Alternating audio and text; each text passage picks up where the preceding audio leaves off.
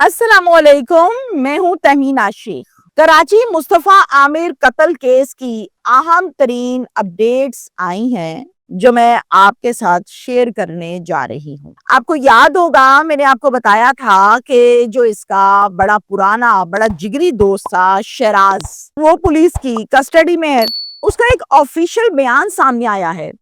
उस ऑफिशियल बयान के हवाले से मैं डिटेल के साथ आप लोगों के साथ बात करूंगी, जिसमें शहराज ने इस कत्ल से लेकर एक एक सीन को खोल खोल के आवाम के सामने रखा है। ये व्लॉग सुनने के बाद केस हो जाएगा क्रिस्टल क्लियर। सबसे बड़ी अहम अपडेट ये है कि 2 से 3 दिन पहले कब्र कुशाई हुई, डीएनए रिपोर्ट आई, सैंपल्स भेजे गए थे, उसकी क्या डिटेल्स हैं, रिजल्ट आ चुका है। मैं वो भी आपको आज के व्लॉग में बताऊंगी। ये भी बताऊंगी कि कराची पुलिस ने किस किस के घर पे रेड किया और कौन से इंडस्ट्री के बड़े नाम के बेटे को गिरफ्तार किया, वो कौन है, उसका क्या ताल्लुक है। ये भी बताऊंगी कि जो पुलिस रिपोर्ट है कि पहले दिन से आज तक पुलिस ने क्या किया, इस पर मैं बात करूंगी। डिटेल्स की तरफ आते हैं। सबसे पहले तो जनाब हम बात कर लेते हैं शिराज बुखारी के हवाले से, जो कि जिगरी दोस्त है। शिराज बुखारी अपने बयान में कहता है, आप तमाम लोगों को मैं सबसे पहले ये बता दूं कि मेरा लास्ट व्लॉग जो मैंने किया था आप लोगों ने यकीनन देखा सुना। जो कुछ मैंने लास्ट व्लॉग में आपके सामने तज्जिया किया और जाती ओपिनियन रखी थी, वो सब दुरुस्त साबित हुआ। वो सब कुछ डिटेल के साथ शिराज बुखारी ने अपने मुंह से बता दिया। अल्हम्दुलिल्लाह खबर जो है वो बेहतरीन और सच साबित हुई। डिटेल्स की तरफ आ जाए। कहता है 6 जनवरी को अरमगान की कॉल आई, कहता है आओ यार ज्वाइंट लगाते हैं। अब मैं आप लोगों को बता दूं कि ये ज्वाइंट लगाना क्या होता है। ये मंशियात को इस्तेमाल करने वाले लोग, नशे वशे वाले सिगरेट, पक्के सिगरेट, कच्चे सिगरेट, गंदे सिगरेट, ये पीने वाले जो लोग होते हैं, ज्यादातर इसमें वीड जो है उसका इस्तेमाल ये लोग करते हैं और वीड के जरिए से जो ये लोग जोड़ तोड़ करते हैं उसे ये ज्वाइंट कहते हैं। अच्छा, कहता है मैं चला गया। मेरे बैठने के थोड़ी ही देर के बाद मुस्तफा आमिर भी वहां पर आ गया, जिसको मैं सिर्फ और सिर्फ अरमगान के रेफरेंस से जानता था। इसके अलावा मुझे उसका कुछ नहीं पता, ना मैं डायरेक्टली उसको जानता हूँ। वो भी आ गया। अब वो ड्रग डीलर भी था, मतलब वो ड्रग्स की सप्लाई भी करता था। मुस्तफा ने वीड दी अरमगान को और अरमगान ने उसके एवज उसको पेमेंट दी। अब वो घर आके दे रहा है, इंपॉर्टेंट बात है। ज्वाइंट लगाना शुरू कर दिया अरमगान ने। अरमगान ने जैसे ही ज्वाइंट लगाया, खत्म हुआ, पास ही एक लोहे का रॉड पड़ा हुआ था, पकड़ा, घुमाना शुरू कर दिया। घुमाता जा रहे। मुस्तफा ने सोचा कि कहीं मुझे ना लग जाए, ऊपर से वीड शीड पी के बैठा है, होश इसको है कोई नहीं। वो जोर जबरदस्ती से उस रॉड को अरमगान के हाथ से पकड़ लेता है और पकड़ने में छुड़वाने में कामयाब हो जाता है। जैसे ही अरमगान के हाथ से रॉड भी छूट जाता है, वो क्या करता है, पास ही एक बड़ी साइज की पिस्टल राइफल पड़ी हुई है, वो पकड़ता है और 4 से 5 आसपास फायर करता है। किसके? मुस्तफा आमिर के पास, डराने के लिए। फायर उसको लगता नहीं है। अब क्या होता है, जैसे कि फायर करता है वो डर जाता है, जाहिर है उसको डराने के लिए ही करता है। फिर उसके बाद उसको खूब मारता है, बहुत मारता है, मार मार कर लहू लहान कर दिया। जो ट्राउजर उसने पहना हुआ है, जो शर्ट पहनी हुई है, वो फाड़ दी है, आधे पचदे कपड़े उतार दिए और लहू लहान बेहोश कर दिया उसको। पास एक चादर पड़ी हुई है व्हाइट कलर की, उस चादर को पकड़ा है, हाथ और पांव उस चादर के साथ इसने मुस्तफा आमिर के बांधे। वो ही गाड़ी जिसके ऊपर वो आया था, मार्क एक्स गाड़ी थी, उसी में गया, जाके डिग्गी खोली, इस बंधे हुए मुस्तफा आमिर को उसी डिग्गी में बंद कर दिया। ये सब कुछ मैंने अपनी आंखों से देखा है। पुलिस की जबान में, कानून की जबान में इसे कहा जाता है ऐनी शाहिद। जब ये खुद गाड़ी में बैठा तो देखा कि पेट्रोल कम है, टैंक हाफ है। मुझे कहता है कि शहराज अंदर जाओ, गैलन पड़ा हुआ है, उठा के लाओ, टैंक फुल करो। मैं बहुत डरा और सहमा हुआ था। मैं गया, मैंने गैलन लिया और लाके मैंने टैंक को फिल किया। जब टैंक को फिल किया तो इसने ड्राइव शुरू की। जब ड्राइव शुरू की तो हम कराची से निकले और बलोचिस्तान हब गए। आपको याद है मैंने सवाल ये उठाया था लास्ट व्लॉग्स में कि आप कराची से हब पहुंच गए, किसी ने नाके पे चेक नहीं किया, کسی نے نہیں پوچھا, کسی نے نہیں آپ سے چیکنگ کی. تو یہ بڑا کوشچن مارک ہے جناب. اب یہ روٹ بتا رہے ہیں, ایگزیکٹلی میرے سوال کا جواب اب آنے لگا یہاں پر. اچھا, کہتا ہے روٹ یہ تھا جناب, بوچ بیسن سے ماڑی پور پہنچے, ماڑی پور پہنچنے پر پھر ہم ناردرن بائی پاس پہنچے. ناردرن بائی پاس پہنچنے کے بعد ہم نے راستہ لیا بلوچستان کا, پھر بلوچستان سے ہوتے ہوئے ہم سیدھا ہب پہنچے. راستے میں ہمیں کسی ناکے والے نے چیک نہیں کیا, کسی نے نہیں روکا, کسی نے نہیں پوچھا. 3 سے 4 گھنٹے کی ڈرائیو کے بعد ہم بلوچستان ہب پہنچ گئے.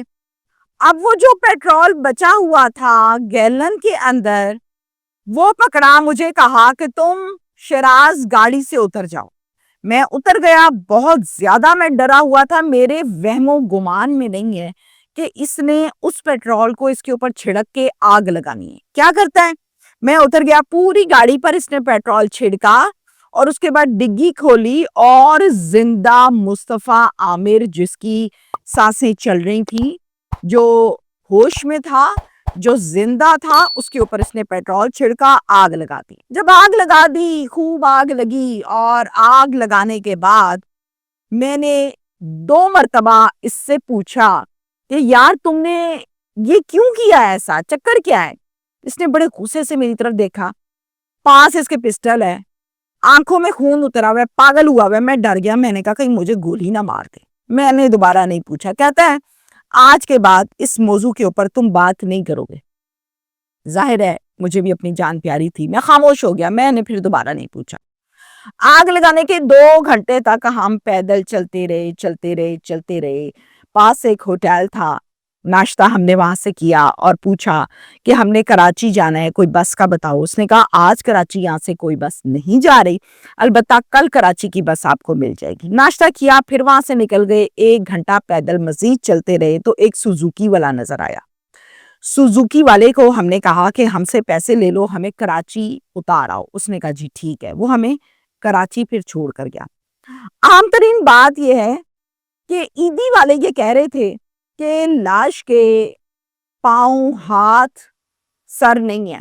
یہ کہتا ہے ہم نے, شیراز کہتا ہے, نہیں شاید ہے نا, یہ کہتا ہے کہ ہم نے لاش کے ہاتھ, پاؤں, سر کو بالکل کاٹا نہیں ہے, نہ کہیں سائڈ پہ پھینکا ہے.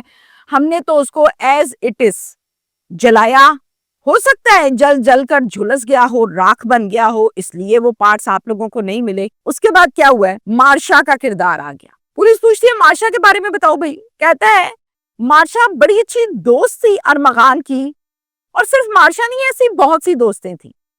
ہمیں نہیں پتا اس بارے میں کہ مارشا کے کہنے پر قتل ہوا کہ چکر کوئی اور تھا. اس بارے میں مجھے کچھ نہیں پتا. اب میں آپ کو بتاتی ہوں اس ڈی این اے رپورٹ کے متعلق, جس کے متعلق لوگ جاننا چاہتے ہیں. آپ کو یاد ہے سیمپلز لیے گئے تھے, لاش کے بھی, قبر کشائی بھی ہوئی تھی, بلڈ سیمپلز بھی لیے گئے تھے, بلڈ سٹینز کے سیمپلز لیے گئے تھے.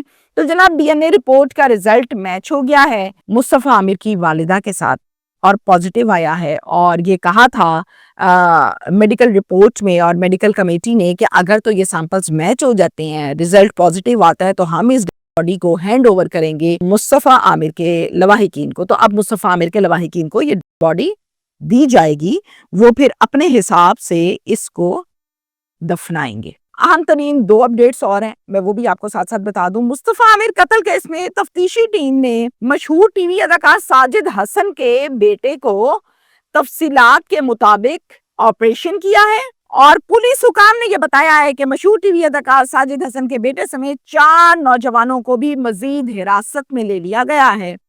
ساجد حسن کے بیٹے سے بھی منشیات برآمد ہوئی ہیں. اعلیٰ پولیس حکام کا کہنا ہے کہ منشیات فروخت کرنے, خریدنے اور استعمال کرنے والوں کے خلاف ہمارا آپریشن جاری رہے گا. مصطفیٰ عامر اور ارمغان کے حوالے سے بھی پوچھ گچھ اس سے کی جا رہی ہے. اس کے ساتھ ساتھ حکام نے یہ بھی بتایا ہے کہ ساجد حسن کے اپنے بیٹے سے متعلق فیملی کو آگاہ کر دیا ہے, اور منشیات کے خلاف بڑے پیمانے پر ہم یہ آپریشن کر رہے ہیں, اور یہ آپریشن ہمارا جاری رہے گا. یعنی ان کی فیملی کو بتا دیا. پولیس کی انسداد دہشت گردی کی خصوصی عدالت نمبر 3 یعنی کورٹ روم نمبر 3 میں جمع کرائی گئی ریمانڈ رپورٹ میں مزید انکشافات سامنے آئے ہیں. پولیس کو ملزم ارغمان کے غیر قانونی سرگرمیوں اور منی لانڈرنگ میں بھی ملوث ہونے کا شبہ ہے, جس پر وہ ابھی کام کرے گی, کارروائی کرے گی. رپورٹ میں کہا گیا ہے کہ ملزمان نے وقوع سے ایک روز قبل زوما نامی لڑکی پر بھی تشدد کا اعتراف کیا ہے۔ ملزم ارمغان کے بنگلے سے 5 بلڈ سویبز اور 4 کارپٹ کے ٹکڑے بھی ڈی این اے سے کروائے گئے ہیں۔ ایک کارپٹ کے ٹکڑے پر لگا خون مصطفیٰ عامر کی والدہ کے ڈی این اے سے میچ ہو گیا۔ میں نے آپ کو آلریڈی اس بارے میں بتایا تھا۔ 2 کارپٹ کے ٹکڑوں پر لگا خون کسی نامعلوم عورت کے ہونے کا انکشاف ہوا ہے۔ ملزمان نے دوران تفتیش ایک لڑکی کو مار پیٹ کر کے زخمی کرنے کا اعتراف کر لیا ہے، ابھی میں نے آپ کو بتایا۔ اس کے ساتھ ساتھ ریمانڈ رپورٹ میں کہا گیا ہے کہ ملزمان نے وقوع سے ایک روز قبل اسی کمرے میں لڑکی کو مار پیٹ بھی کیا تھا۔ پتہ لگانا ابھی باقی ہے، نشاندہی ابھی باقی ہے۔ ملزم ارغمان تھانہ بوٹ بیسن، کلفٹن، ساحل اور درخشاں کے کئی مقدمات میں نامزد ملزم ہے، یعنی نومینیٹڈ ہے، کرمینل ہے۔ ملزم ارمغان کال سینٹر اور ویئر ہاؤس چلا رہا تھا اور غیر قانونی قسم کی سرگرمیوں میں یہ لڑکا ملوث ہے۔ دودھ کا دودھ، پانی کا پانی ہو چکا۔